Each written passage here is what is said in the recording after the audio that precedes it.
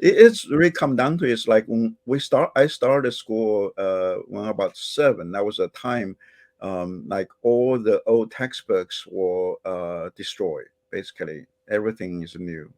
Um, and so, I mean, it's really focused on indoctrination. Like the first thing we learned is long live Chairman Mao, long live the uh, Chinese Communist Party. So everything is about politics. And we were told to raise our class consciousness, that which means that we have to look uh, our surroundings, our friends, our classmates, our families through the lens of classes. You know, I'm, I belong to this class, you belong to that class. So there is a conflict between classes. So it's always about that power struggle, which is what kind of similar what's going on now. Between the you know the CRT, the power struggle between the white and black. Mhm. Um, so that's when I start to hear about uh, critical race theory and diversity, equity, inclusion. That is very familiar to me, and that's actually the time. Actually, is last May I started to do something about it. I started to write articles to basically trying to raise awareness that this had happened before. And we just cannot allow this to happen in our, especially K to 12 schools. Um, and I mean, otherwise we could experience the same thing of what happened in China. Right.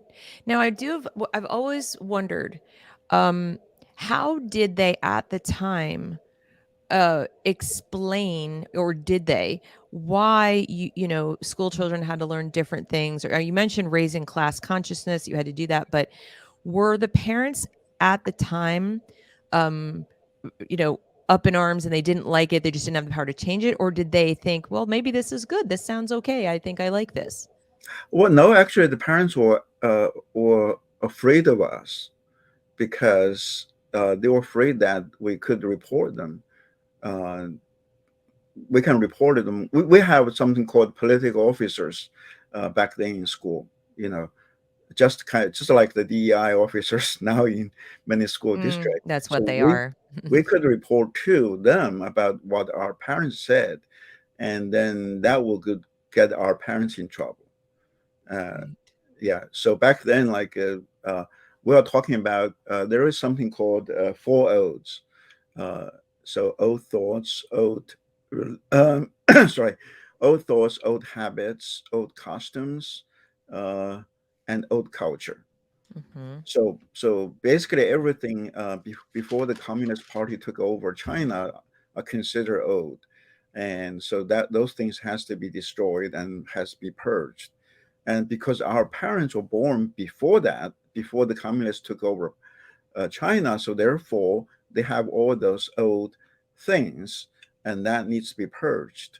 So and if we report uh, on our parents, then they will be forced to go through something called re-education.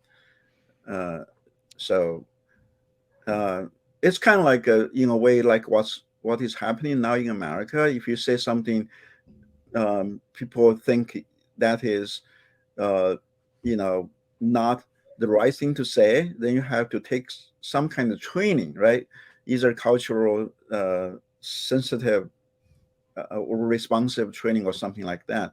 But in China, of course, it can go a lot worse because uh, that could put our parents in prison. So the grown ups are really kind of scared of us.